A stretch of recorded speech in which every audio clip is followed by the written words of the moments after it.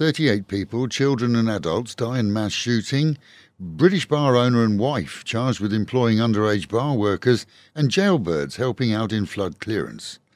This is the local and national news from Fabulous 103 FM, and it would be fabulous if you subscribed. It's easy. Click the subscribe button, and at the same time, click the like button too. At least 38 people have been killed during a mass shooting at a children's daycare centre in the North East of Thailand. 24 children aged from toddlers through to perhaps 7 years of age were among the dead, discovered by police as they raced to the scene. The killer, an ex-policeman facing drug charges, is thought to have fled in a pickup, shooting at other people, as he raced home where he killed his wife and 3-year-old child, along with others in their house, before turning the gun on himself. It's now clear that he was carrying a pistol, a shotgun and a knife during his spree, which has also seen at least a dozen others hospitalised. Families gathered quickly as news of the midday shooting spread in the small community. Most arrived at the scene before authorities had time to secure it or prepare parents and family for what they may find. Among the dead are several staff who tried to protect the children, including one staff member who was pregnant. Chances are that the killer was under the influence of drugs, as his own mother told the press that he'd often taken drugs and had done shortly before the shootings.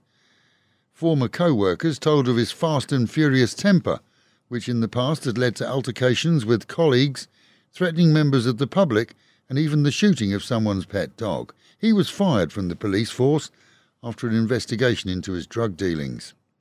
Full details of this story are on our website and YouTube channel in a special news bulletin issued yesterday afternoon. In other news, 100 lags from Bangkok jails volunteered for work outside the prison walls this week, building barriers with sandbags in flood-prone areas. They were also assigned to clean-up operations in areas where water has subsided and drain clearance too. Officials said there's no shortage of volunteers. All were fed well and supplied with clean clothing on their return to their domain behind bars. And kudos to airport staff in the capital who now check CCTV to see if those who park in areas set up for the elderly or invalids actually qualify. It seems that at least one Porsche driver thought that he was important enough to park anywhere. As it is, when he does come back to his car, he'll find a huge sticker covering most of the screen, warning him that he'd been caught and asking him or her to call the airport authorities. Meanwhile at home, and reports from Pattaya police indicate that a full crackdown on youngsters working or engaging in the entertainment and nightlife industry is fully in place.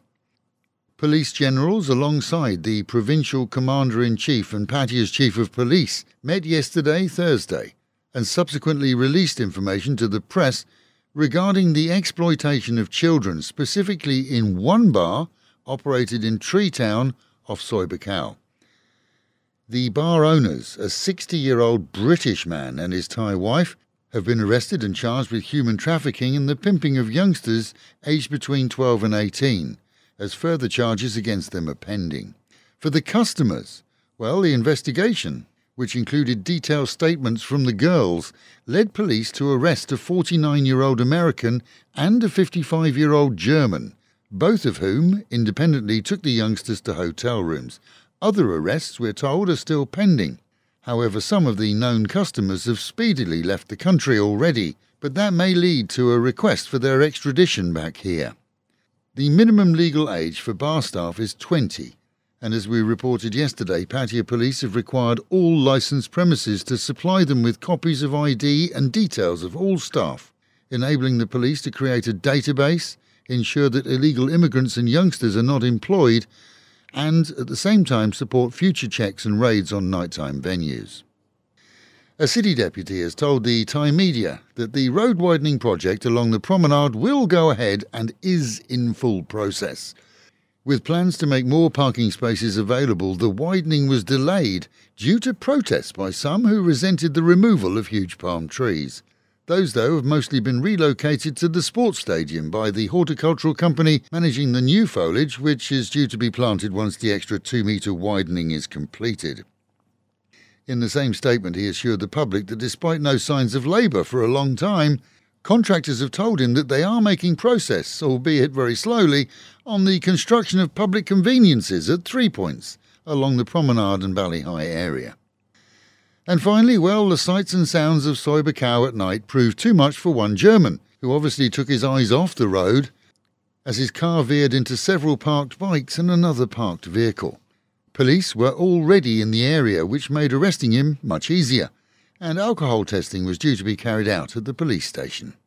And with the Met Office promising highs today of 30 dropping down to 27, an overcast day with a slight chance of showers.